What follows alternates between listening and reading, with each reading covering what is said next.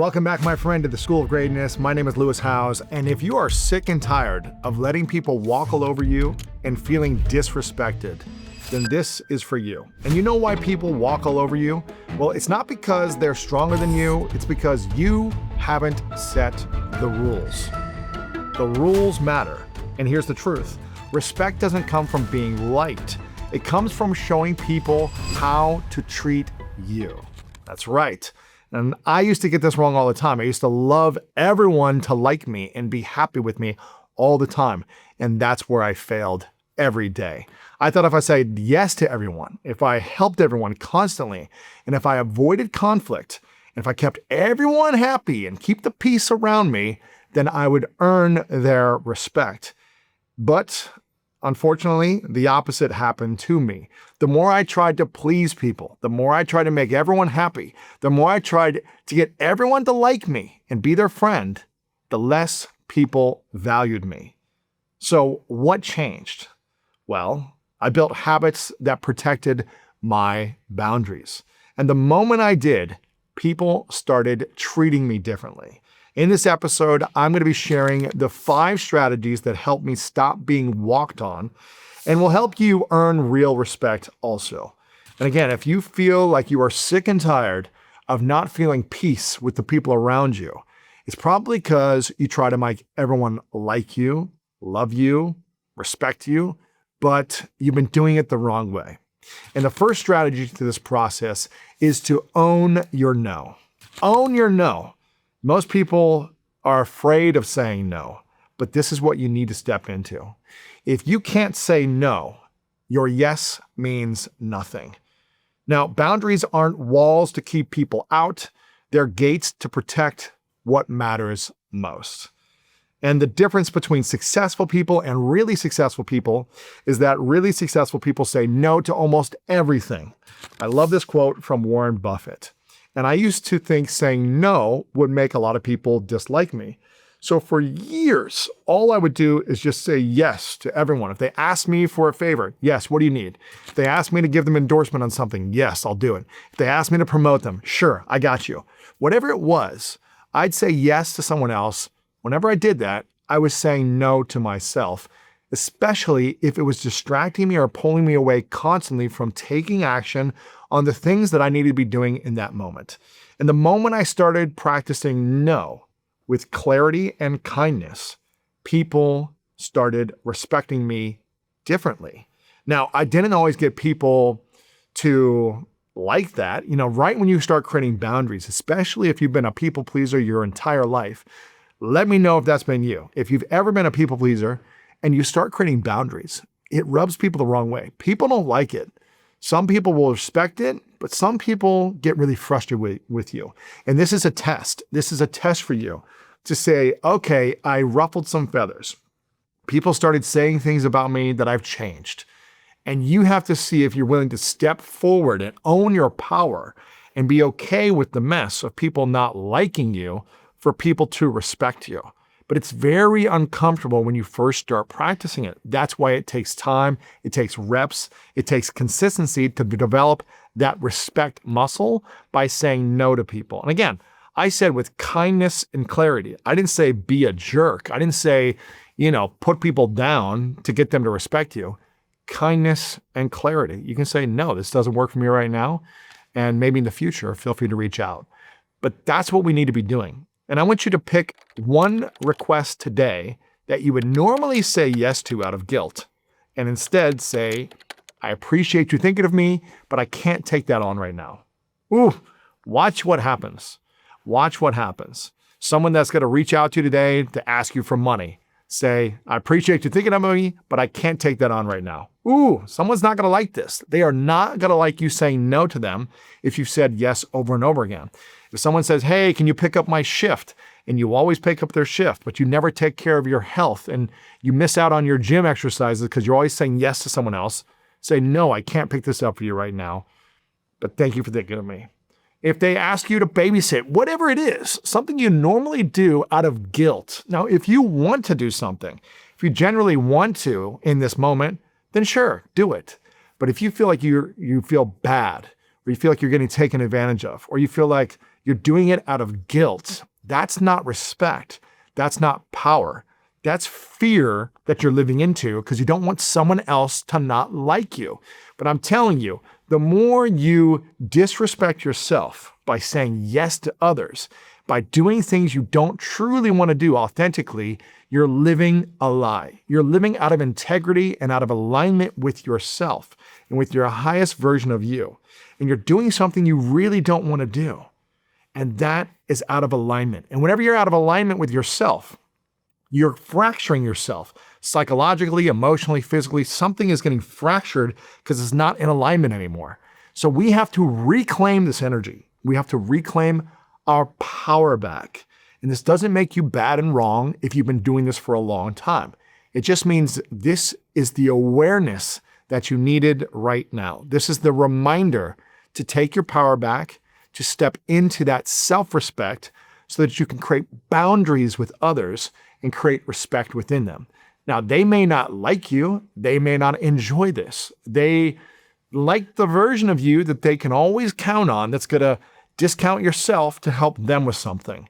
They like that version of you, but no more. You're killing that version of yourself that has been weakened by needing people to like you, to love you, to what you think is respect you, but really they're not respecting you. They're taking advantage of you. And you're allowing it. This doesn't make them wrong. They're not bad people. They've made a request and you've always said yes. This is just time for you to start doing something differently.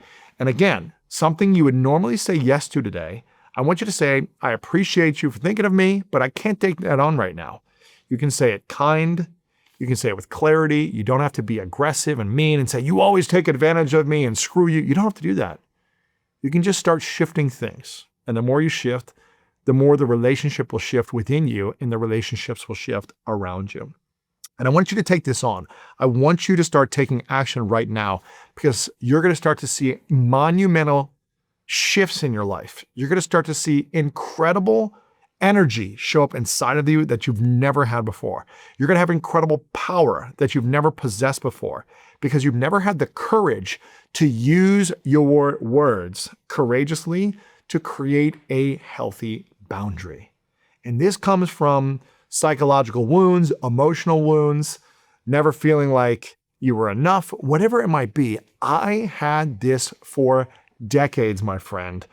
I know how this feels, and I feel for you if you're feeling this right now. If you felt like you've been walked on, if you felt like you don't have the respect you want, if you felt like you've been giving and giving and giving, and you feel like you're getting taken advantage of, that's how I felt most of my life. And I did it out of survival for many years to try to survive psychologically. And I just kept that habit up for a long time. And it doesn't make me bad and wrong or you bad and wrong if you've been doing it too. I want a better life for you. And I'm going to tell you right now, when you start making these decisions to say no, you're going to ruffle some feathers. So be fair warned. But that's what's required in order for you to gain self-respect back. And this is about you getting self-respect first before others give you the respect that you're looking for as well. And there's ways to go about this. You can still be a loving, kind, compassionate human being and communicate in a different way. But you might have to be willing to risk this, fear in your heart and your stomach and your throat thinking, what are they going to think about me? Well, some people aren't going to like it. Some people are going to say, good for you. Good for you for stepping up and taking back your time. And other people are going to be frustrated and they're going to try to use it against you and say, you're not being a good friend and you've changed. You're not the person I could count on once before. Don't buy into their manipulation. Don't buy into their guilt tripping. That is not a high quality that you want to have in a relationship with someone. You want to say, hey, listen, I've been doing this for a long time. I still want to show up for you, but I need to take back my time and my energy at times. And I just can't commit to this right now. And again, for a season of life, I needed to say yes to everyone. When you're struggling, when you've got no career, when you've got no money, when you're got no contacts, no network, like that's how I built my business, by saying yes to everyone for a couple of years. But then I kept doing it and I overextended myself for too long after that. So know what season you're in. And again, I go back to that quote that, really successful people say no more than they say yes. So remember that, and remember this strategy: own your no. Strategy number 2, speak with certainty. Respect isn't just what you say, it's how you say it. And a lesson I want to share with you is that confidence in your tone creates confidence in their response. So a great quote by Goldie Hawn is that if you squeeze the sand too much, it will fall out of your hand. So hold it nice and easy. Now, when I used to mumble or used to say sorry before every sentence, people would, talk over me, or they just wouldn't have the same respect for me, the authority for me, because my mom says this to me all the time. My mom is actually staying with me right now. And she goes, "You used to mumble all the time. I can never hear you." And even now, I still kind of mumble. I go back into my old patterns sometimes when I'm just kind of relaxed, sitting on the couch, hanging out. I'll just kind of like late at night, kind of like mumble and say something. And she's, a little hard of hearing now in her age. And she's like, "You're mumbling again." And for me, it's just a reminder. It doesn't mean it's like bad if it's like 10 p.m. and I'm tired, I'm mumbling, but we've got to be clear when we're communicating so that others can understand us and have a certain sense of respect for us. But if you're saying sorry all the time, I have some Canadian friends, sorry Canadians, but you guys say sorry all the time. And my Canadian friends who are listening or watching, I'm sure you're chuckling right now, but you say sorry when nothing happened. Nothing wrong happened. You're just saying sorry. "Hey, sorry, how are things going today?" "Sorry, let me open the door for you." It's like, hey, just stop saying the word sorry. It's all good. No one's upset at you. And I tease a little bit, but my Canadian friends will probably laugh at this joke because they know it's kind of true.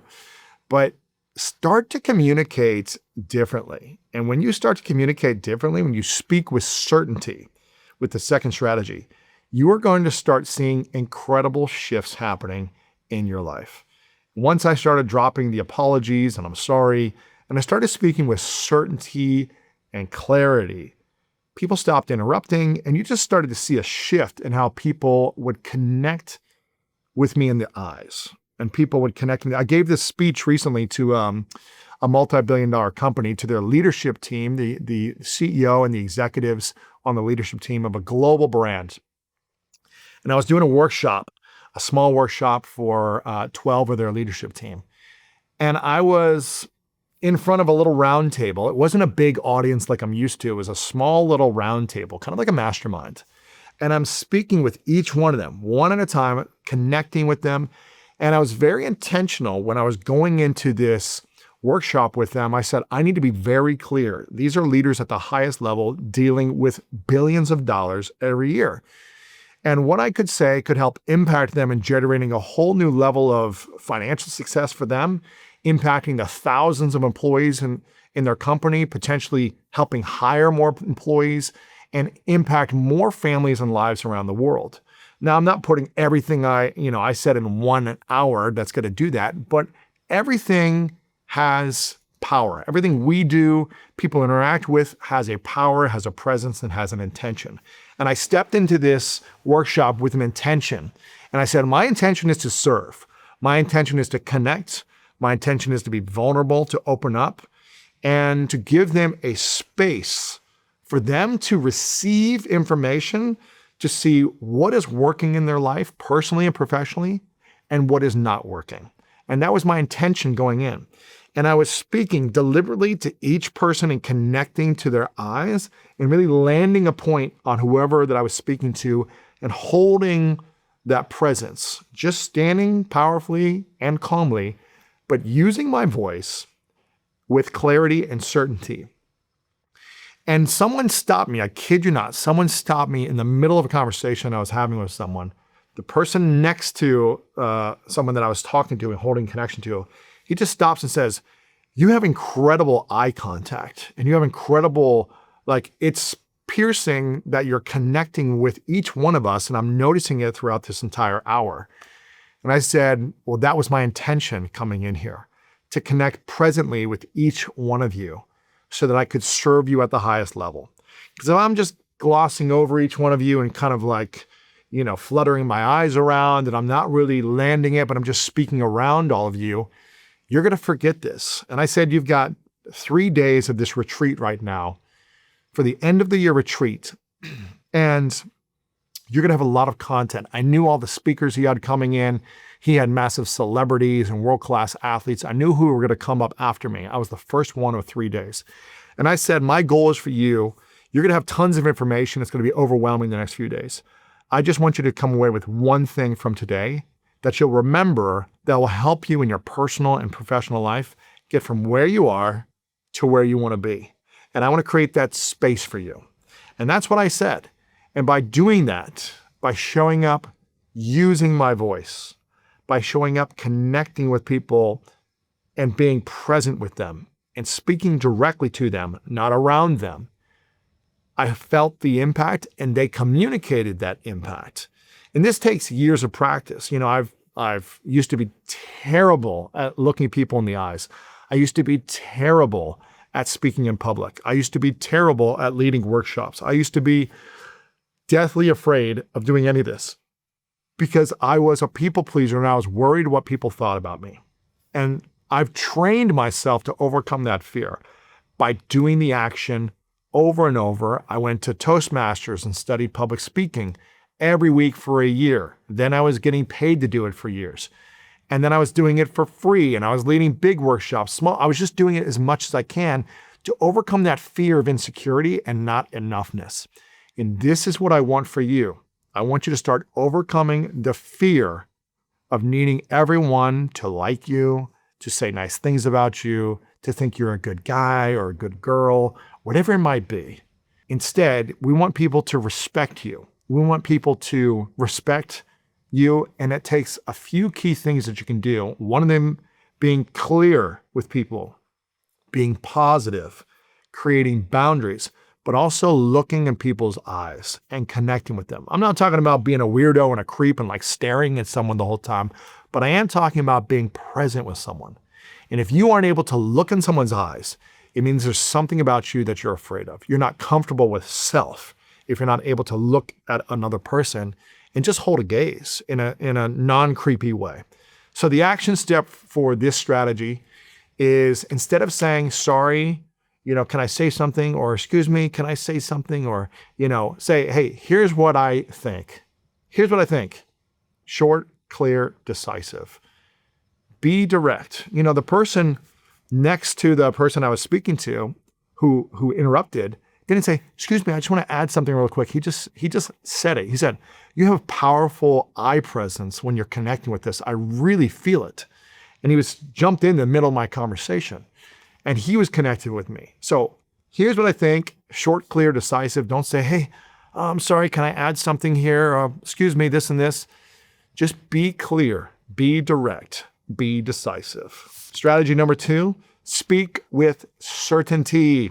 Certainty is key. Strategy number 3, please stop doing this. Please stop over-explaining yourself. And I say this to you because I wish someone said this to me for a decade and a half, because the more you justify yourself, the less power you hold. It's just plain and simple. The more you justify yourself, the less power you hold within yourself. And confidence doesn't need a 10-minute excuse.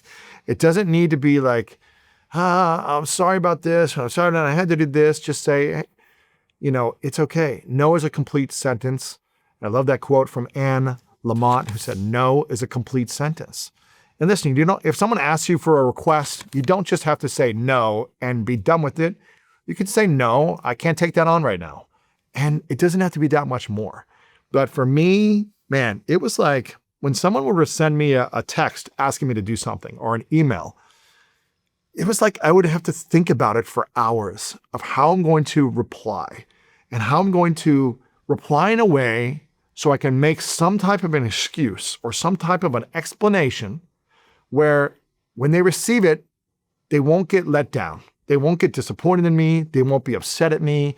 They won't be angry at me, that they'll still like me. It was just like, I was just the weakest person in how I would reply to people for years. And that's why I just always said yes. because I wanted everyone to like me. I wanted everyone to think that Lewis is a good guy, and Lewis, I can count on Lewis, and he'll say yes to anything that I want for him, right? Whatever it was. But man, was that exhausting. It just drained the life out of me. And the fear of saying no to people exhausted me even more because I was so afraid of what they would think about me. Again, I don't know if this is something you've experienced in the past or if you can relate to this right now, but man, it just sucked the energy out of my body and my soul. Just being in fear, thinking of how do I reply to this person who's asking me to do this thing that I really don't want to do it. So let me try to make an excuse or soften the blow or talk about something I've got going on, as opposed to just, I can't do it right now. Thanks for thinking about me, but I can't take it on. And again, it would make me look so unsure and easy to argue with if I was just like, well, maybe I can do it, but I'm not sure about it. Let me get back to you. It was just like, I would delay. I just need to rip the Band-Aid off. I just need to rip it off and stop being scared about what people thought about me. And the day I learned to simplify this and really have a simple, clear decisiveness without a 5-page essay replying to people, my life started to change. Now, it took me a few months of going through pain of saying no, no, no, no, and getting those reps in and feeling that uncertainty of, is this person going to like me? Are they frustrated with me? And they've always relied on me and now they can't. I had to overcome that. And you might lose some friends, and that's okay. But real friends will respect your boundaries. Real friends will respect your peace. Real friends will respect your time. And fake friends will just get frustrated with you if you're not going to give them everything they want when they want it. So an actionable step for you today is the next time you decline something, say your decision once, then stop talking. Don't explain. Don't apologize. Don't say I'm sorry. Because silence after you state your decision commands more respect. It commands more power within yourself, more self-power. And I want you to take your power back by creating healthier boundaries. So strategy number 3 is please do me a favor.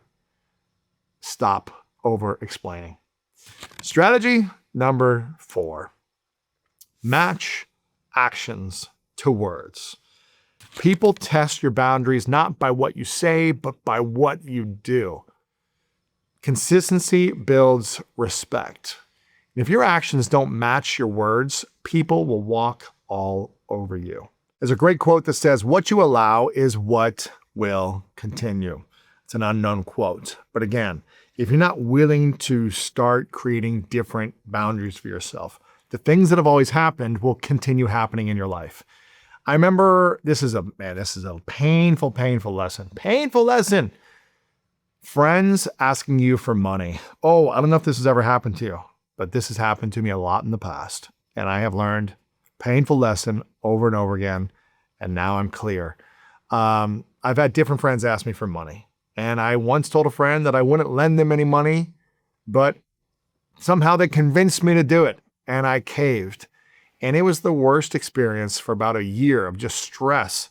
And then they asked me for more money later. And it was just like, I didn't have the courage to say no and create a boundary. Therefore, I caved and did something out of guilt that I didn't want to do. And it ruined a friendship in my life. It ruined it. It really made me feel like I resented the person for asking me these things, for them receiving this. I resented myself for not creating a boundary. The relationship just got messy. And it really hurt the relationship in the process. And again, it was all because I didn't have a healthy boundary. And all I needed to do was say, I love you so much that I can't do this for you right now. Or if I'm going to lend this to you, if I'm going to give you money, I am not going to ask for it in return. And I know I'm just gifting this to you and I don't expect you to pay it back. Because when I would give it to them and they say, I'll pay you back by this time. And when they don't do it by that time, I get really frustrated. Specifically, if they'd say, hey, I can't do it by this time, and I'm going to recommit to doing it a few months later. Especially when they don't say that and they just forget the time and they don't pay, it makes me feel disrespected. But I didn't create the respect in the first place by creating a boundary. So this was a big lesson. And the more I did this in the past, the more people would just keep asking, keep pushing back their commitments. And it was just a struggle. Respect showed up when I followed through with action. So the action step here is to look at one area in your life where people are crossing your boundaries.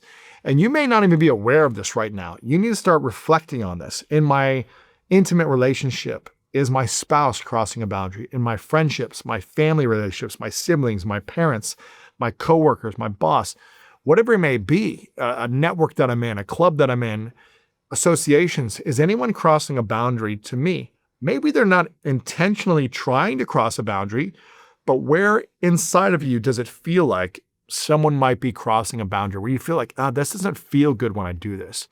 Maybe I like that they reach out to me because I feel needed and wanted.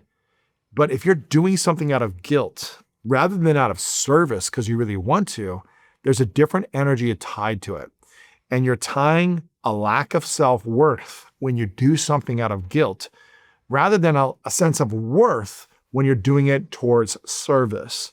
Because when you have excess energy, when you have renewable energy and resources, and you say, yes, I can do this right now because I want to give, I want to serve, I want to be useful, I want to be helpful, that's a different energy.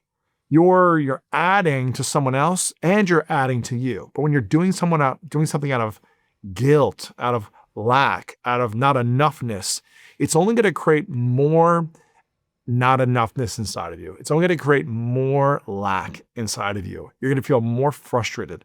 You're going to feel more out of alignment. And there might be a temporary gain from feeling like, oh, this person reaches out to me because they can rely on me. And now I have them in my life still. I feel like I'm needed. But inside, your body is screaming at you, my friend. Your body is telling you, stop saying yes to this. Stop giving your time and energy to this person.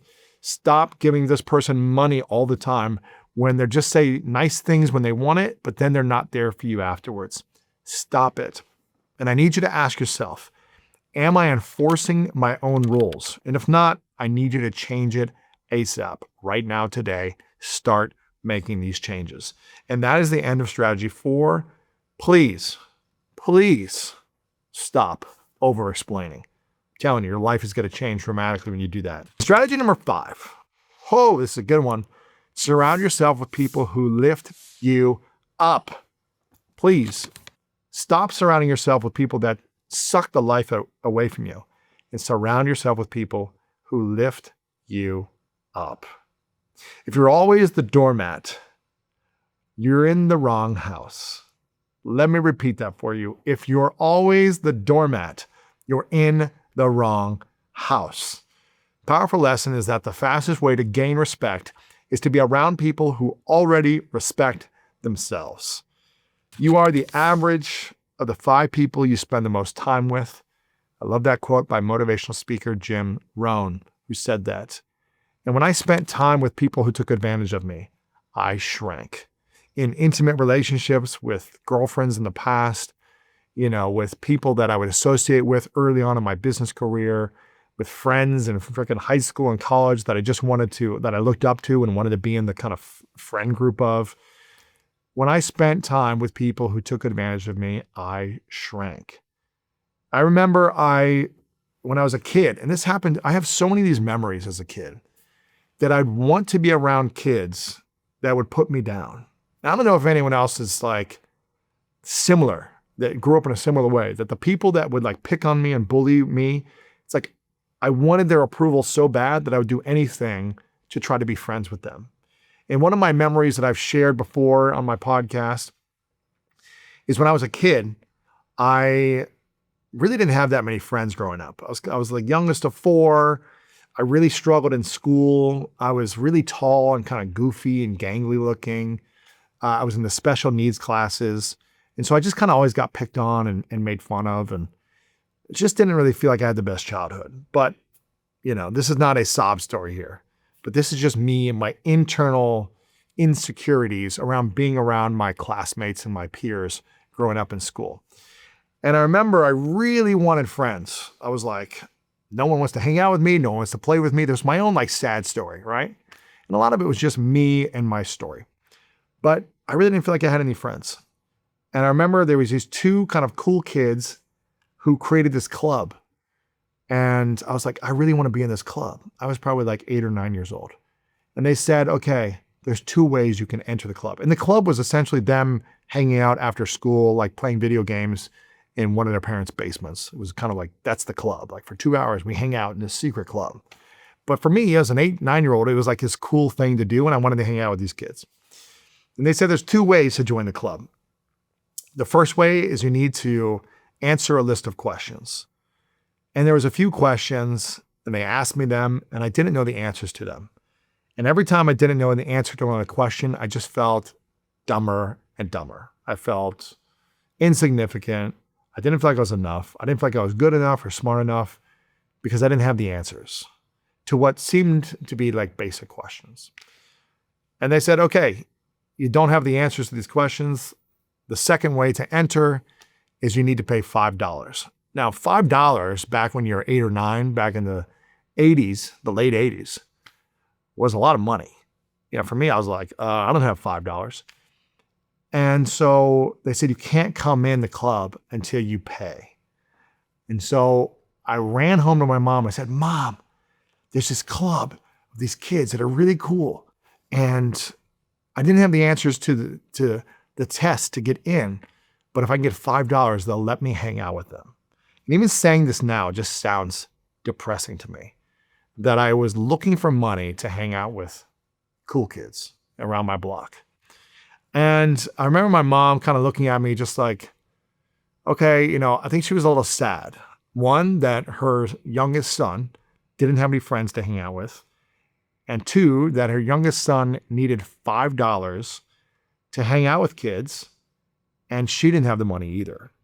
We didn't grow up with a lot of money. Both my parents were working. We had, you know, they had 4 kids. My parents had my brother, my older brother, when they were 20 years old. So it was kind of like, you know, they were working multiple jobs.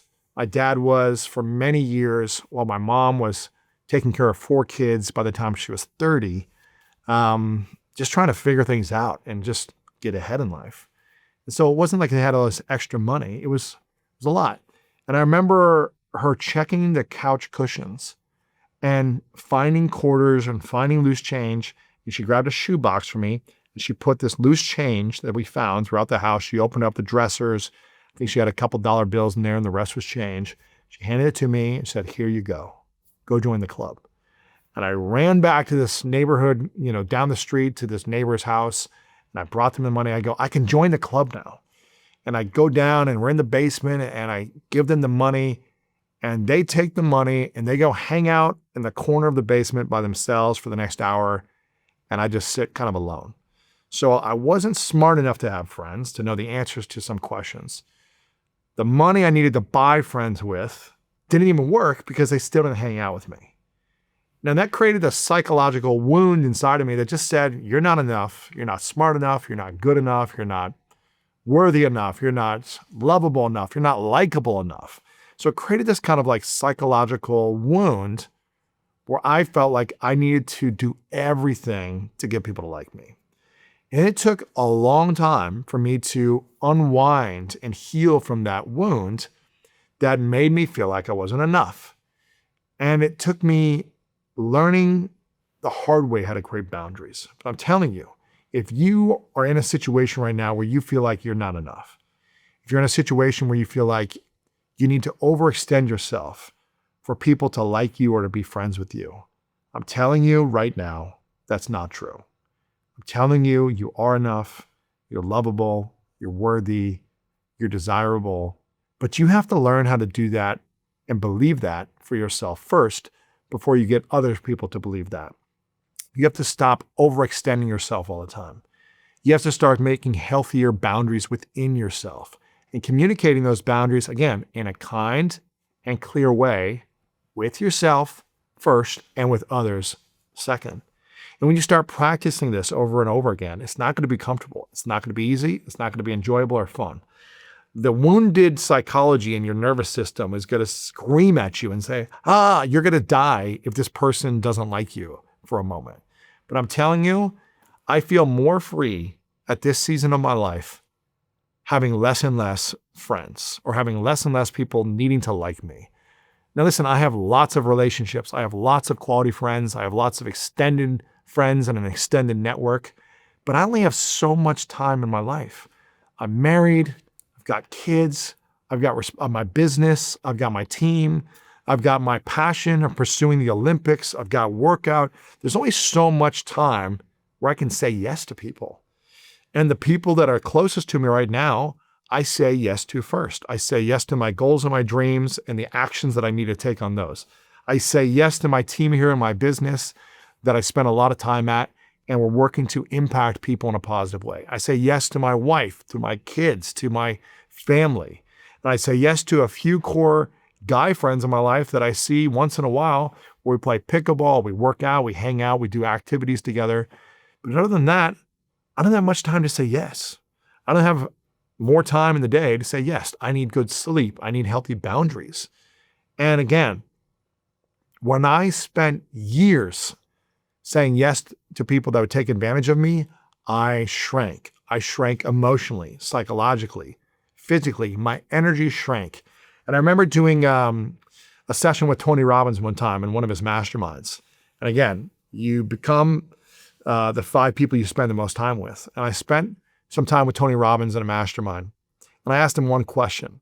I remember this question really transformed my life in a powerful way, what he said. And the question I asked him was like, I feel like I'm a 7 out of 10 in a lot of areas of my life. And he said, do you want to be a 7 out of 10 guy or a 10 out of 10 guy? And I was like, well, I want to be a 10 out of 10 guy.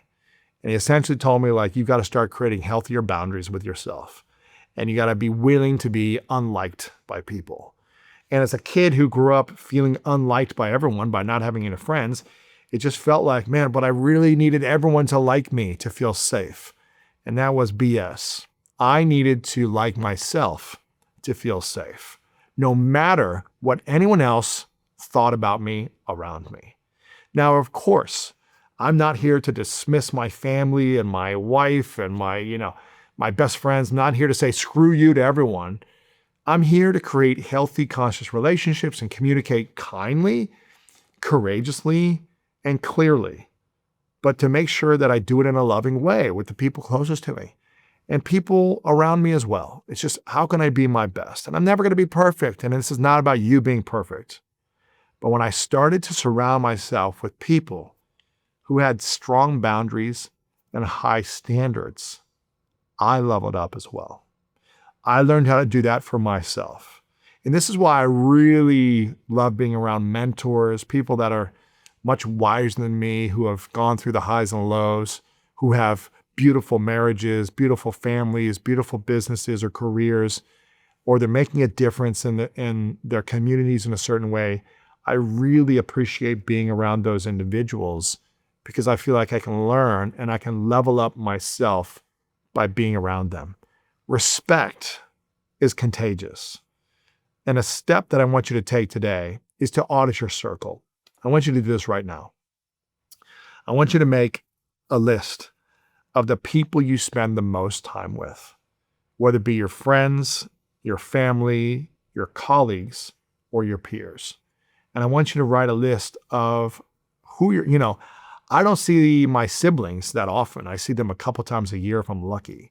So, I think about my family and, I'll talk to them on the phone, but I'm not around them constantly. So I don't even have that as like my close circle of people I spend the most time with. So the people you spend the most time with, your coworkers, your boss, your employees, think about people in your career, your business. Are you surrounding yourself with people that are constantly leveling up and growing? Or are they sucking the life out of you? Are they constantly playing a victim?